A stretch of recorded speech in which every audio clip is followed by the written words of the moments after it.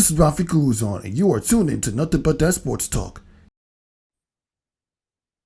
Here we go, and welcome to that episode of Nothing But That Sports Talk. I'm Rafique Louison alongside Ryan Walker, and sports has gotten interesting this past week.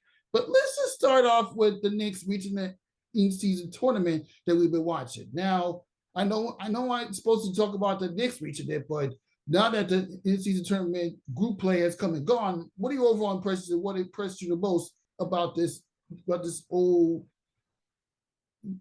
madness going on in basketball? Oh no, I think it was. I think it's been really, really good.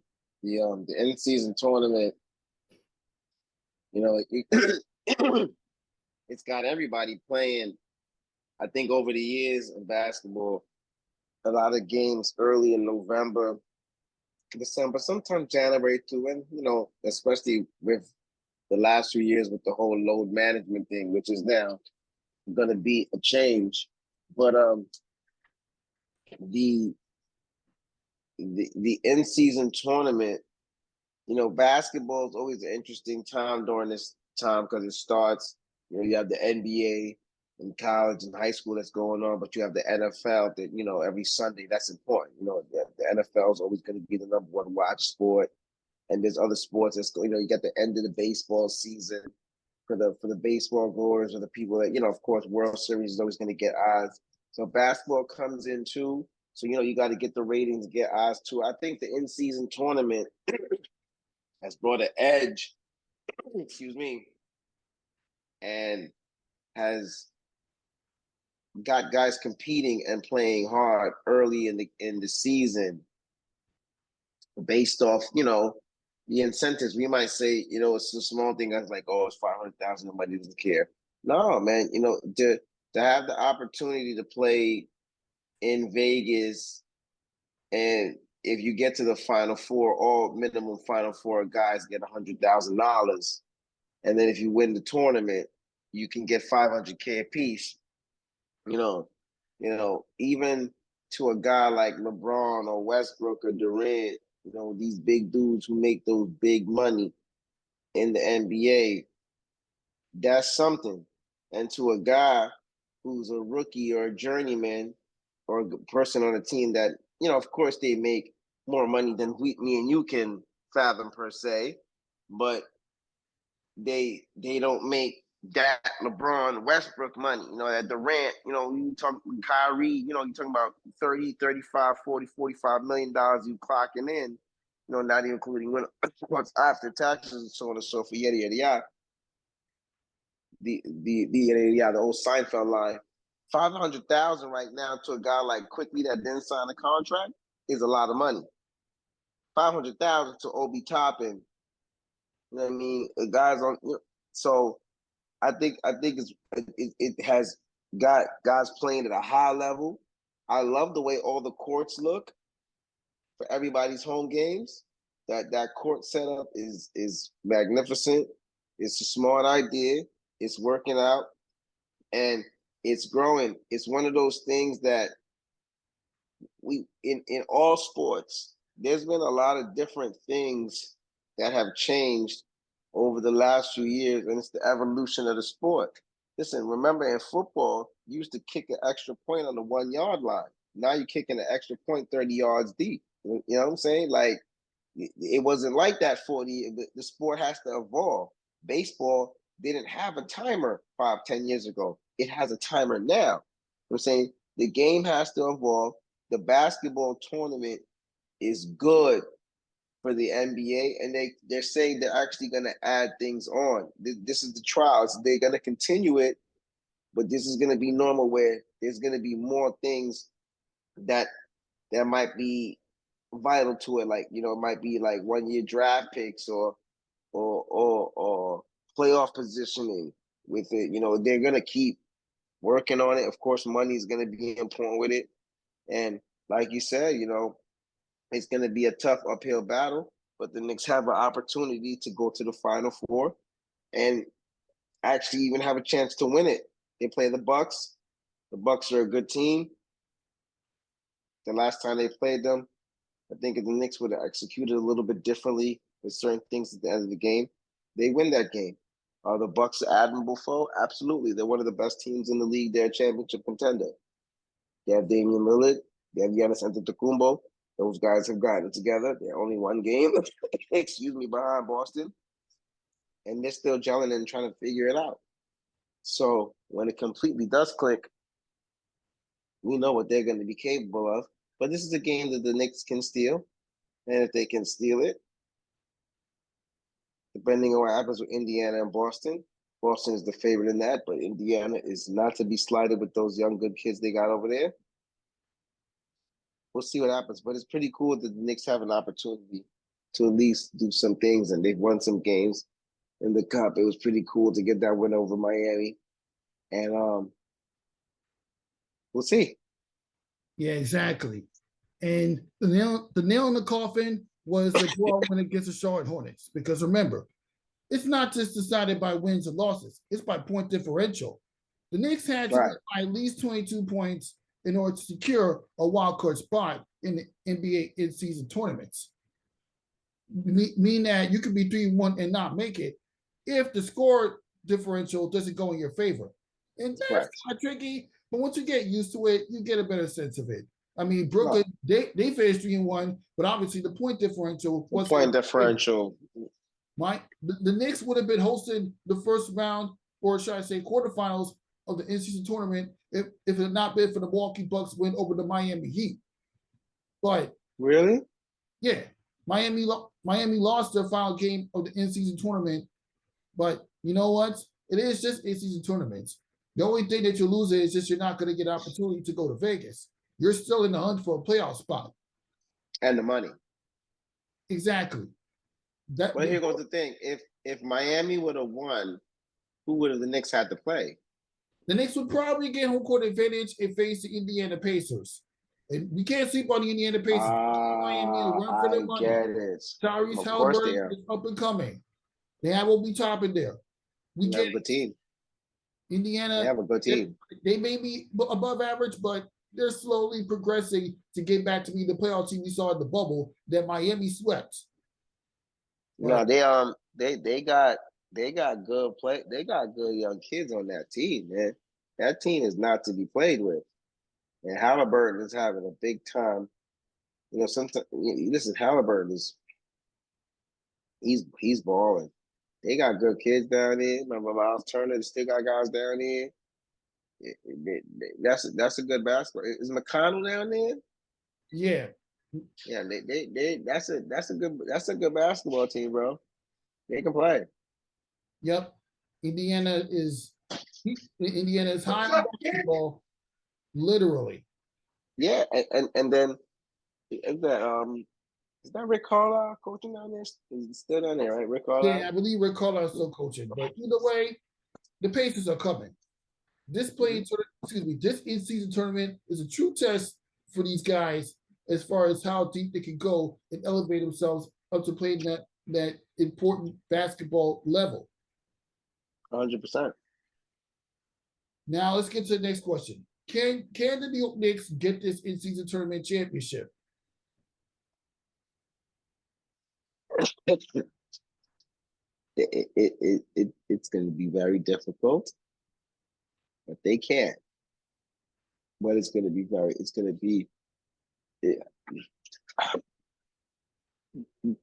just to be unbiased and fair, and just to look at it and act like I didn't have no pony in the race. I'm going to say no, and the only reason I'm going to say no is because by golly, listen, if they win it, they deserve it, because that means they'll have to go through, of course, the Bucks, because that's the first team they're gonna play, and Indiana's really good and up and coming. But let's just say, right, 7 out of 10 the Celtics beat Indiana, right? Mm-hmm. We're all saying that, so that means the Knicks will have to beat the Celtics in the next game, and then go on to win whoever's going to be the winner on the other side, which you got the Lakers. The Suns, the Pelicans, the Sacramento Kings, and the New Orleans Pelicans. Yeah. So it'd be from all the teams in there. Believe it or not, if the Knicks win it, they'll have the toughest journey to get there to win, no matter who gets in from the other side. Because just going through Milwaukee and Boston possibly is two of the top teams in the NBA on the same conference, which we see these guys multiple times throughout the year. Anyway, they can do it. It'll be an uphill battle. And that's also assuming that Boston wins. And, listen, hopefully Milwaukee comes out and has their flat day, or Knicks just come out clicking on all cylinders, which they'll need to beat Milwaukee. And that's all to, like you said, that's all to say that if Boston wins, because Indiana can beat Boston. And as good as Boston has been this year, they've had some games where they had some clunkers. And Indiana has the perfect remedy to at least compete and give it a different say in that battle. So they can, but they have the toughest uphill battle. Yeah, the New York Knicks are undefeated against teams that lose a record this season, at least to begin the year, but they've only won 2 games, 7 against teams with a bad record. But it's not that surprising because the Knicks, they definitely need to step up when it comes to facing the title contenders. That's the next level, right? Yep, they definitely have to step it up. I mean, the same way they stepped up when they barely held off the Detroit Pistons team that came into the Garden with a 14-game losing streak. A 14, 15-game losing streak. Exactly. Jalen Brunson had to ball out in order to finish him off. Absolutely. So if you're struggling to beat the Pistons and blow out the Charlotte Hornets to get into the in-season tournament quarterfinal knockout rounds, then how you expect to compete when you're going up against some of the top teams in the Eastern Conference in an in-season tournament scenario? Okay.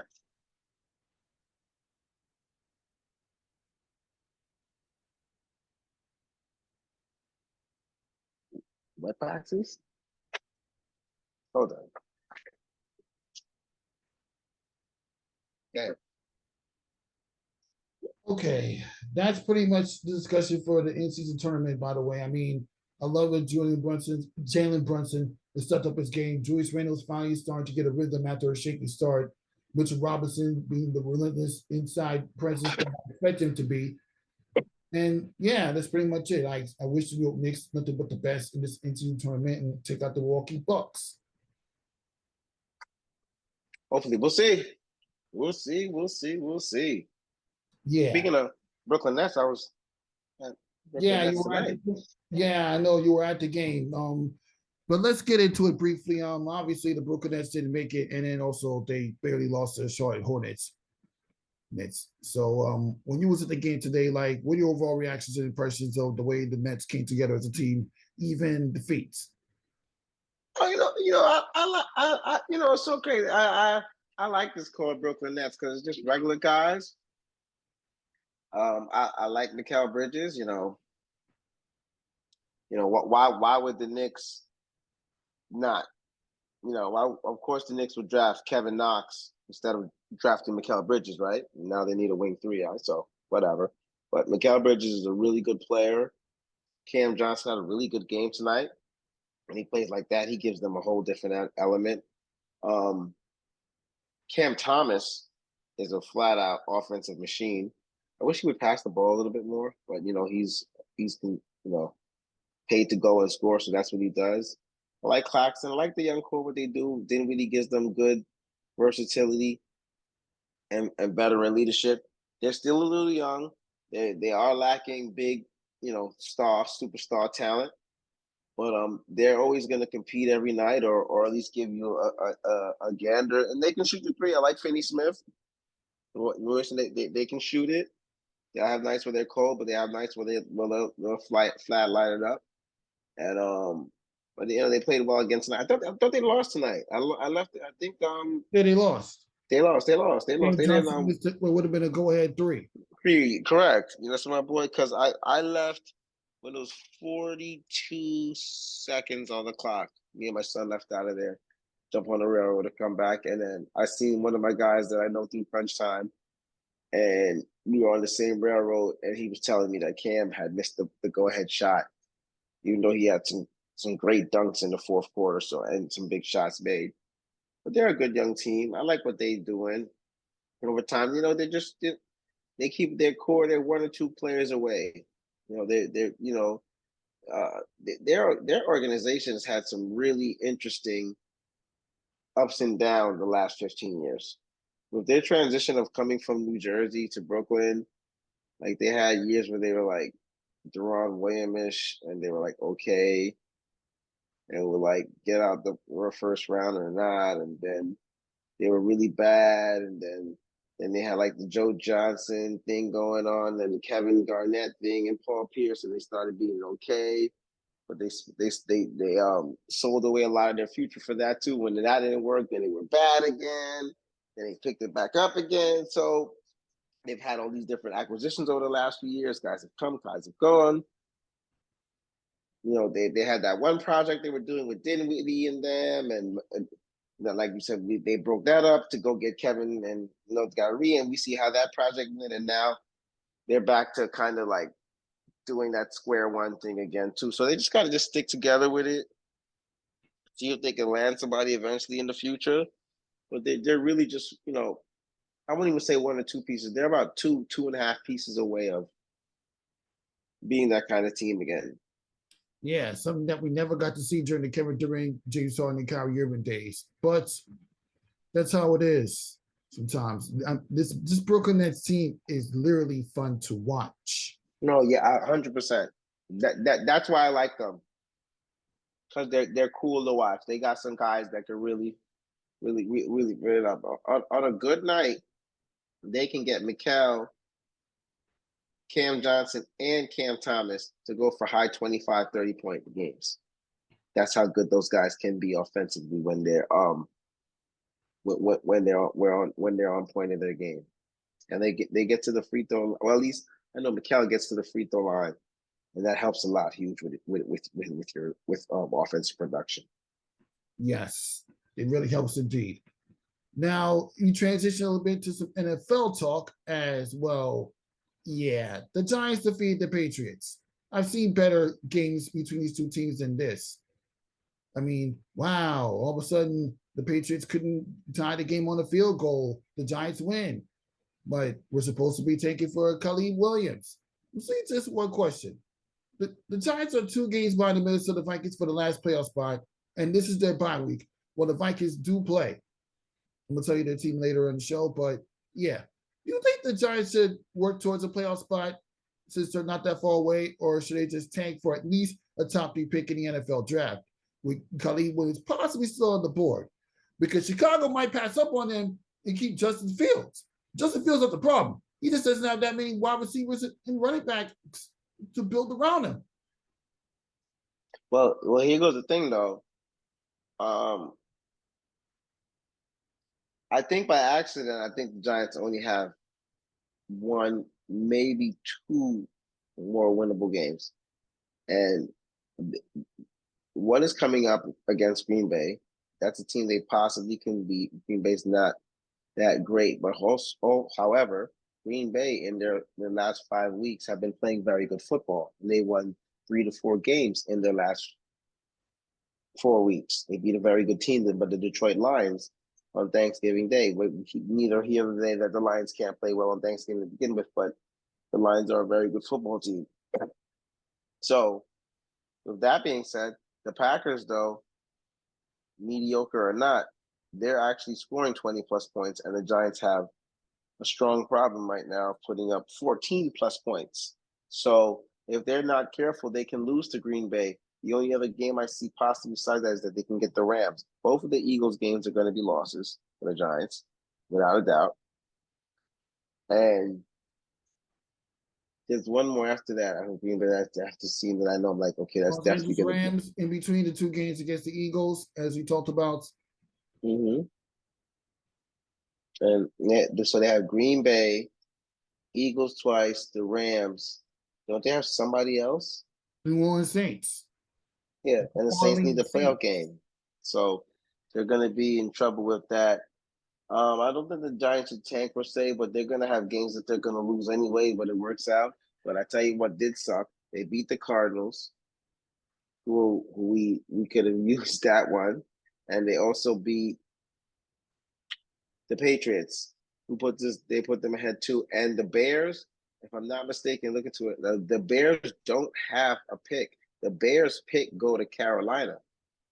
So as bad as the Bears, the Bears would have had 2 picks within the top 4 because one of correct, the picks they got for the Carolina Panthers, who are 1-10.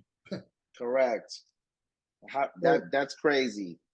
That's crazy. But then again, Carolina didn't think they would stink up this much with Bryce Young. If it not been for that late second win against, the Houston Texans, who are average, with a decent year with C.J. Stroud running the offense, the Panthers would have been 0-11. Yeah. How disgusting is that? Yep. Listen, I look at the schedule and I shake my head on the Giants. Got how many wins they got the reason? And I shake my head. God bless the defense, because sometimes I don't even know how we got the wins that we got. So you never want to go winless, and they find a way to get past that, and they're playing better football right now. Like I said, the biggest thing with the Giants in the offseason is that enough's enough with all.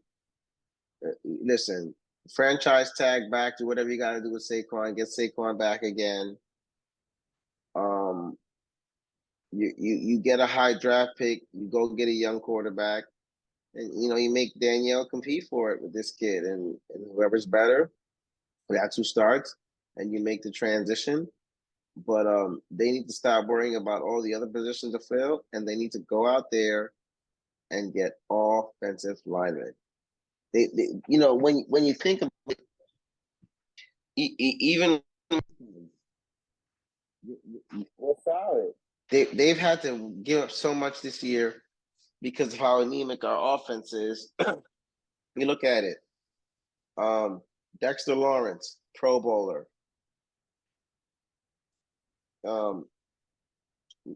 Leonard Williams. Leonard Williams, All Pro. What you call it? Kayvon Thibodeau, second-year player, young sensation, making phenomenal plays for out there. They picked up the guy Simons from the Cardinals. Simons made good plays, had an interception for a touchdown 2 weeks ago. The African kid, Anikure, at linebacker, all over the place, makes a bunch of tackles for the Giants. I think hopefully they'll be able to appease whatever's going on, but Xavier McKinney, our captain, I would love for him to come back. He had a big thing. I know there's discrepancies with him and coach, and I guess other things, D coordinator. Hopefully that all goes under the bridge. They'll bring him back. Maybe most likely they won't, but he's been playing solid. We have the young kid, our cornerback Banks, who's a young kid, and he's learning and progressing, and he's made plays. He had an interception last week as well too. So we have guys. Jason Pinnock is a decent secondary player. He makes plays. We had the other corner that makes play. Adoree Jackson, who's a decent back, a secondary corner, and goes out there and make plays. So the defense is doing their part. They have to get an offensive line that, for Pete's sake, can block longer than 4 to 5 seconds to run the type of offense that they feel like they're running. With the offense you want to run, you need time. Anybody needs time, but you need time to run that type of offense that they're doing. And you also need holes being created for the dynamic back that you have in Saquon Barkley. And they need to address it, period. Everything should be looked at for the offensive line. I don't want to hear you need looking for a receiver. You don't need any receivers. Waller signed in. Hyatt is your young kid that's there. Darius Slayton. Slayton is locked in still. He's not going to go anywhere. You can franchise him if he wants. Slayton's not going anywhere. Locked in. You can bring Shepard back for cheap, especially him coming out the ACL. Plus, he likes to be a Giant. He just wants to play football. And you just sign the other guy, Paris. You have receivers. You'll have your running back with Saquon Barkley. You have your tight end that can play. You'll have a backup for him. You need the offensive line. You got the defensive guys that you keep back. Dexter Lawrence is signed on the contract, you paid him. Leonard Williams is signed on the contract, you paid him. Thibodeau's your young kid. You got him for the next 2 to 3 years. Simons, you just signed to was a 3-year, 4-year deal. He's back as a linebacker. Anika Razor-Proctor, he's coming back as a linebacker. It's the decision you make with McKinney. Deion Banks is your rookie corner. You just drafted him. Adoree Jackson's got 1 more year on his contract. He's coming back. Jason Pinnock, the young kid. So adding to your defense is light, especially since your coordinator, hopefully you don't go somewhere else, your coordinator is smart. So he still made plays for those guys to make plays and do something this year to defense. What's the Giants' biggest problem? They can't block the lick. Besides the fact that maybe Daniel Jones is not it. But how do we really even know he's not it when you can't block for him? That's an interesting point. And it's the same problem with Tommy DeVito. I mean, at one point, but now we transition to Tommy DeVito. He's definitely developed into a quarterback that could be useful to fill the shoes with Daniel Jones out for the season.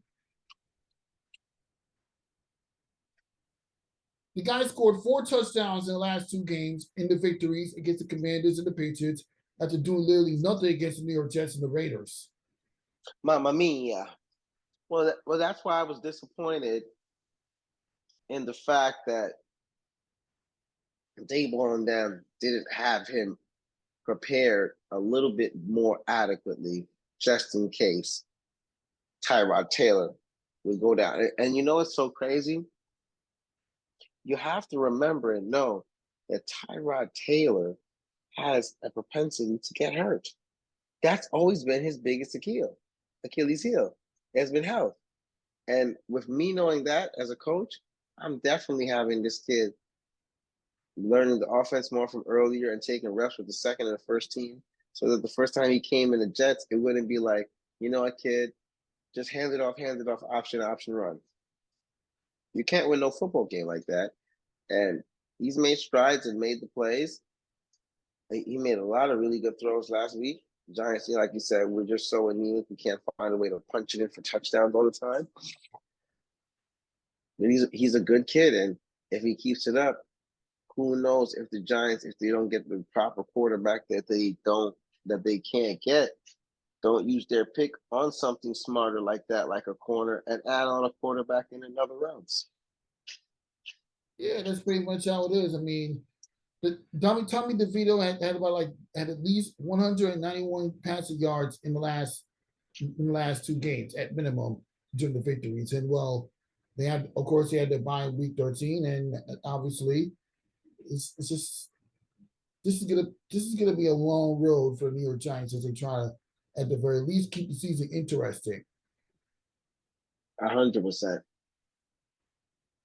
Okay, now we get to the New York Jets. I'm done with the New York Jets. You bench Zach Wilson after a poor performance against the Buffalo Bills. You bring this guy, Tim Boyd, and aside from that touchdown return after interception, Tim Boyd throws a Hail Mary for a touchdown to the Miami Dolphins to finish the first half. After that, it was literally a turnoff right there on Black Friday. And you're right.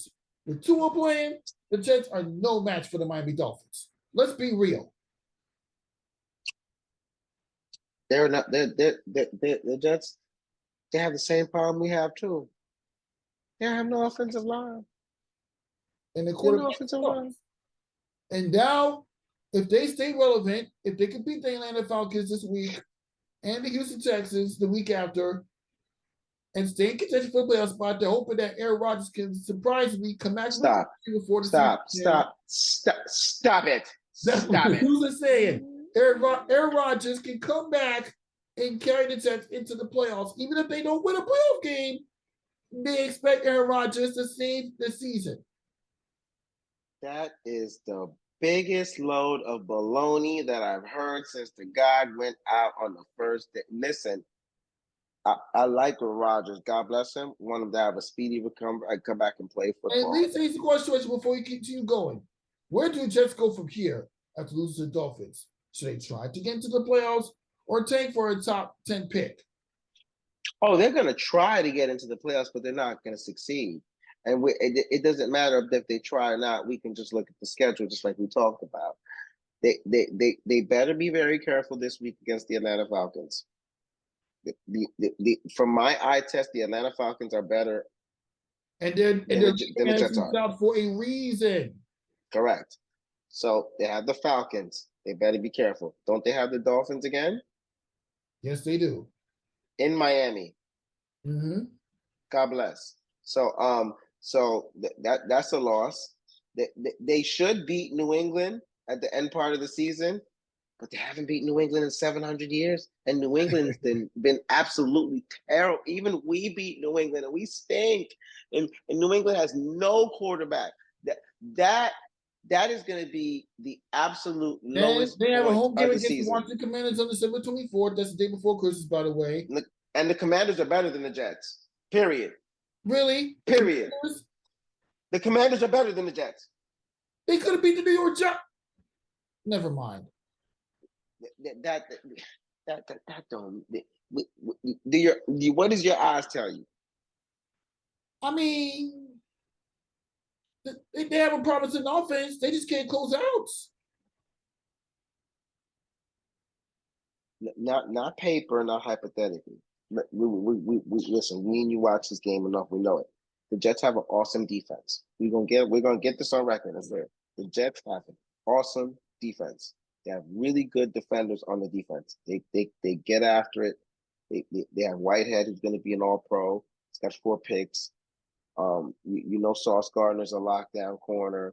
You got good safety. Their linebackers are playing. They got guys that can attack the quarterback.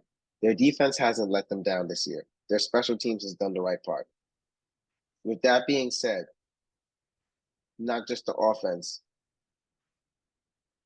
the Jets don't have an offensive line. And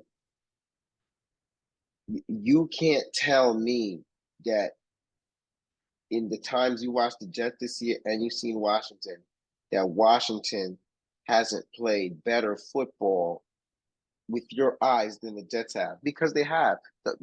Don't let. They got smoked by the Dallas Cowboys last week on Thanksgiving. All right. So let's be fair. Let's be fair, right? The Giants, for some reason, the Giants are absolutely egregious, but for some reason, in the NFL gods, the Giants have some phobia over the Washington, where they always beat Washington no matter what. So it doesn't count for us, because you know what? We stink. One game we sacked their quarterback like 700 times. We were fortunate to get that game, and we barely even scored 14 or 15, 16, whatever points. And the other day when we beat them, huh? They put up 31 points in that win against the Commanders. Did we really? Yeah, you did. I did say Tommy DeVito went off for 3 touchdowns in that game. Was that the one in Washington? Yes, in Washington. Because the first one is when they sacked them all crazy and they won the game early in the year. And then the other one, you're saying, all right, DeVito went crazy. Washington stinks. Washington's back. For some reason, we have their phobia. But also, let's be fair. Washington got blown out by Dallas. They're a bad matchup for Dallas. Dallas always owns Washington. But Washington played the Eagles tough 2 times. They brought the Eagles to overtime. They could have beat the Eagles twice. But the Jets managed to get a win against the Eagles. 100%. Who else have they beaten since? They've lost. The Chargers have no defense. They got blown 27-6. They couldn't even score any points. They beat us 13-10, and their touchdown came in the second quarter. They did nothing else offensively, and we stink. They lost 13-3 to the Patriots with Mac Jones. Are you kidding? You lost to Mac Jones. Mac Jones. They don't have an offensive line. And it wasn't an aberration that Arron Rodgers got hurt on the 4th play of the season, especially since the guy that came down on him nearly came from the blind side eventually to make him, and he twisted his ankle leg the wrong way. Forget getting skilled players for the Jets. Your future lies on Arron Rodgers. They went all in on Arron Rodgers, right? They put all their poker chips on the table. Risky move, but smart move. Your job is they need to hire every offensive lineman off the street next year. It's got to work, and you got to block for him because if Rodgers gets hurt for a long period of time, the Jets are done. Now, when he tore that his Achilles at his age later, I told guys then, I said, you guys can believe the hype all you want. Right now, if you're an owner and a GM, do you want Arron Rodgers to come back right now? Not when he's not healthy. It's going to be very difficult for Arron Rodgers to get back to where he used to be before he got hurt. But even if he's not, it's a new team. Where are the Jets going? What is the Jets' record? They're 4-7. Are they getting a wild card? They're about 2 games behind. They're about 2 games out of the wild card. Name the next couple teams they play. Rafique. Falcons, Texans, Loss. Miami Dolphins, Loss. the Commanders, Cleveland Browns, and the New England Patriots. Loss. They have 2 games in that schedule that I see they can win. 2.5. They're definitely losing to the Texans. They might get the Falcons game this week. Let's give them the Falcons, all right? They're losing to the Texans. They're losing to the Dolphins. They better be careful with Washington. They're not going anywhere. If they lose 2 or 3 more games, you think Rodgers would have to be a blasted idiot to come back to that. If I'm him, I'm healing my Achilles 1,000%, and I'm telling the organization, I'm not going on the field unless you give me an offensive line, period.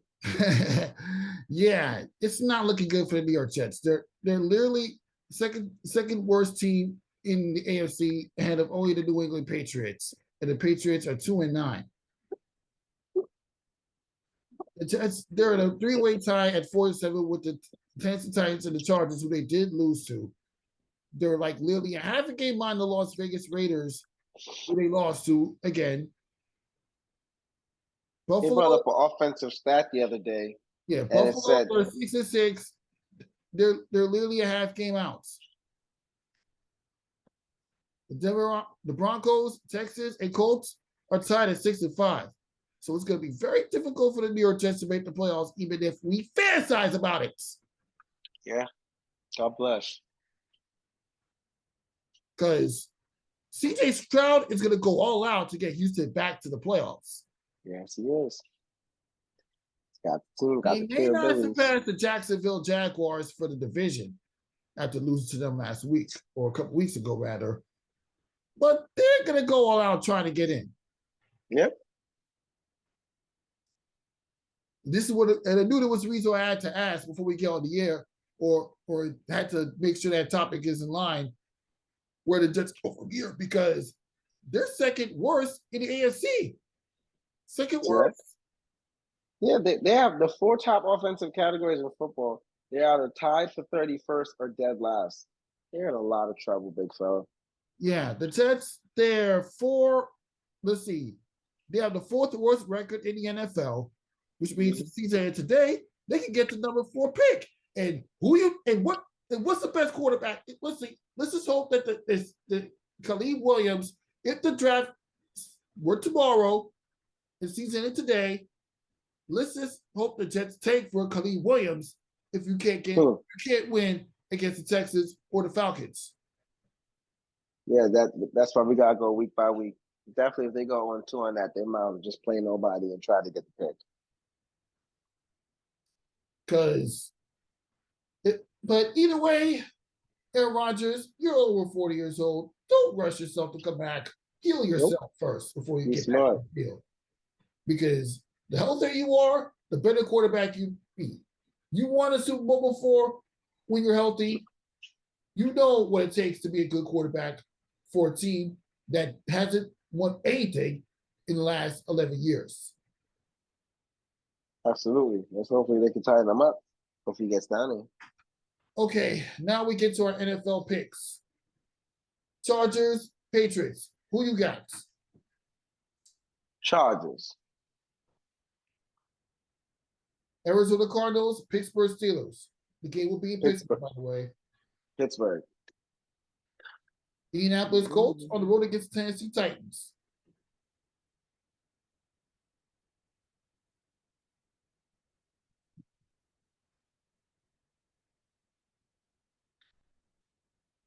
Tennessee.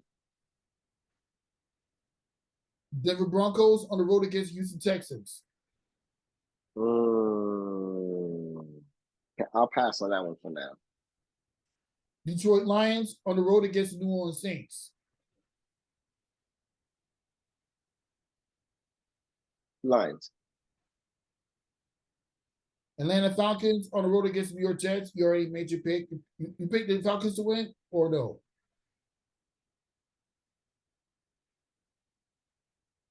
My last week going for the Jets. You know, I'm doing this with a cold heart. So you're picking the Jets. Yeah.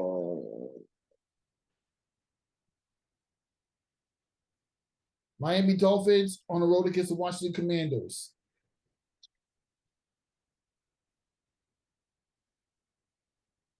I'm gonna go crazy. Washington. Set pick Washington. The Carolina Panthers on the road against the Tampa Bay Buccaneers. Tampa Bay. The game everybody's talking about, the 49ers on the road against the Philadelphia Eagles. Sure. You know, I'm going the Eagles on that one. Fly, Eagles, fly. The Cleveland Browns on the road against the Los Angeles Rams. Cleveland Browns. Kansas City Chiefs on the road against the Green Bay Packers. Chiefs. Chiefs get their swag back. Monday Night Football, Cincinnati Bengals on the road against the Jacksonville Jaguars. Jaguars. Okay. Okay, now, you know, as you're singing the theme song, we gotta get some WWE talk. As Survivor Series is as crazy as it's been in a while. CM Punk is back in the WWE. Now, for those of you that's been under a rock, almost 10 years ago, in January 2014, CM Punk left the WWE unannounced and said in the interview he was tired of the way things were going in WWE, and he never felt so free a day in his life, or he said something similar to that. He has been in AEW for 2 years. He's a two-time AEW champion, and now he's back in WWE. After the team of Randy Orton, who also came back, Cody Rhodes, took out Judgment Day. Thoughts on CM Punk returning? Look in my eyes. What do you What do you see? The cult of personality. Thoughts? I know you. Oh man. CM Punk. Man. Chicago probably flipped backwards. Mm-hmm. Man, Survivor Series. CM Punk. I'm a huge CM Punk fan. I love CM Punk, and to see him, to hear that, man, I had to find a way to get Survivor Series right away. I said, CM Punk came back. I said, hell no, not CM Punk. Man, that was big time. Good to see CM Punk there, and let's get CM Punk in the mix where he needs to be, back again, competing at a high level.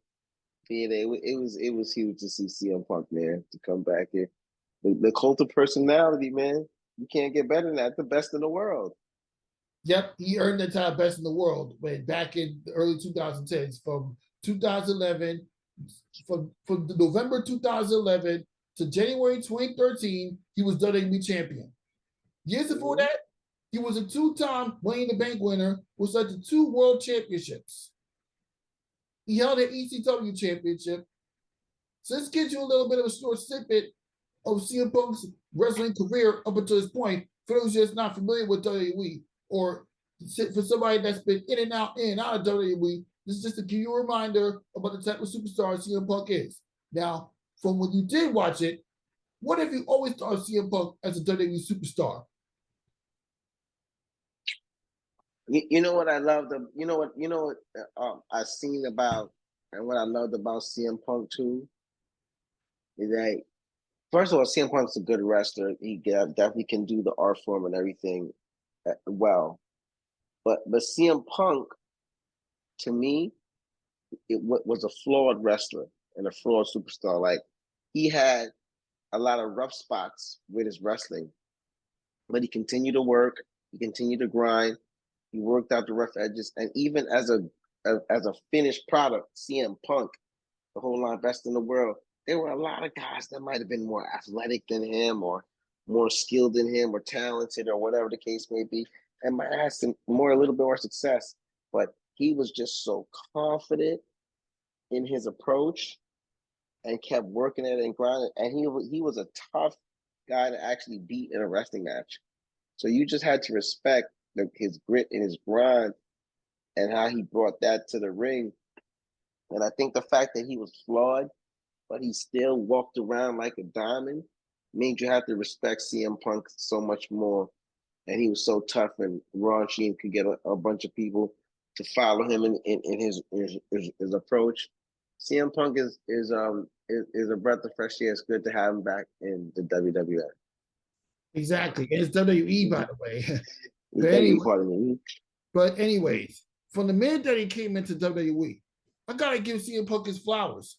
He really brought a lot of engagement to WWE fans, especially his hometown in Chicago. Very talented for a guy wrestling in a scripted wrestling promotion. Correct.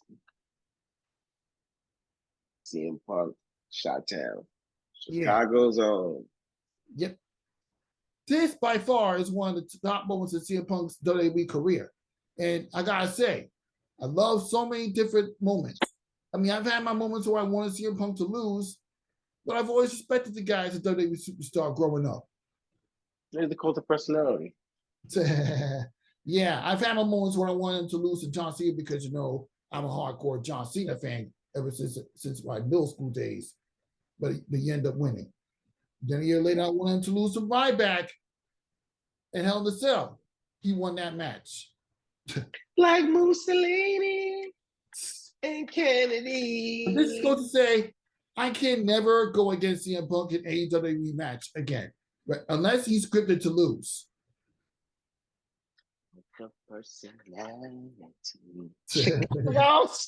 up, Chicago. Yeah, man. Yeah, I see you're enjoying yourself. Okay. Now we transition a little bit to calm down the mood as this week, as we get back to the NBA, unfortunately, Josh Giddey had an affair with a teenager.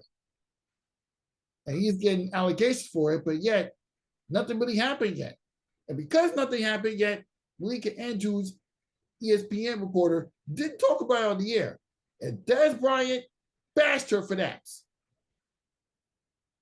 What are your overall thoughts of the whole situation that I just described to you? Well, it's messy, but here goes the whole truth to the pudding. If the parents of the young lady, which they have now come out and say they're not going to press any whatever charges, and they're not going to do such and such, and no malice, then there's nothing they can do to Giddey. I'm saying, because he's not like he got charged for anything. So that's why, to the world, like, oh, why he did this and these guys did this and they couldn't. Well, he hasn't been convicted of anything and put in prison or jail, so there's no repercussions that the organization can therefore take on him until whatever they decide, that's if they decide. Now, I'm hearing that the mother and the parents of the young lady have urged her to forget about it or not make it a big issue, I guess, or move on from it. So if that works out that way, then nobody learns, and hopefully it doesn't get any worse. Well, but everybody out throughout the Bristol knows, as good as Fabian might work and do, knows how Fabian can be. Yeah, exactly. And to keep up the conversation, this is what Daz Bryant said in the tweet. You went out your way to crucify Brendan Miller on draft day over something he didn't even do. Why haven't you said nothing about Josh Giddey? I advise you not to make this a black or white thing. Your parents really raised you wrong, and just because you went to a private school don't make you better. You appeal, and I know you're kind. You're just a puppet. I don't know how any former or current NBA player could sit there across from you and look at you with some kind of respect. So, yeah, that's Des Bryant's tweet about the Malika Andrews, not talking about the Josh Giddey situation. Thoughts? Well, was he? Did she have the? Could she speak on it? Like, Nah, she ain't speaking on it on messy. television. I mean, to be fair, the news broke on Thanksgiving Day, and Malika Andrews was off on Thanksgiving Day. But I had to bring this to you because I was listening to the 3-on-3 podcast by Tarika Foster Bradbury and Chris Williamson. Shout out to them, and Dean Richards. Yeah. And they were giving Des Bryant the work for saying all that to Malika Andrews. Now, Des Bryant did apologize, but it should not have happened in the first place. You really give yourself bad headline for doing that. Oh man, see, I talk about it got messy. Mm-hmm. This got really messy, man. Yikes. Any further comments on it? Because this is a tricky situation, Des Bryant. You should never said nothing. Malika Andrews went through a lot before she made it to where she is right now. So just stop it. I'm telling you, bro. Just cut it out. Let's just get the culture and the content and the basketball and everything together going for everybody. It's all the other shenanigans sometimes. Like I tell a guy, hey, it's just basketball, guys. Basketball. And, it's time to skip the BS. Got to be the cult of personality. See, they need CM Punk in their life. They had the CM Punk. They wouldn't have to worry about that. Mm-hmm. Now we wrap up this episode of Nothing But That Sports Talk. For Ryan Walker, Rafique Louison. We'll see you next time. Look in my eyes.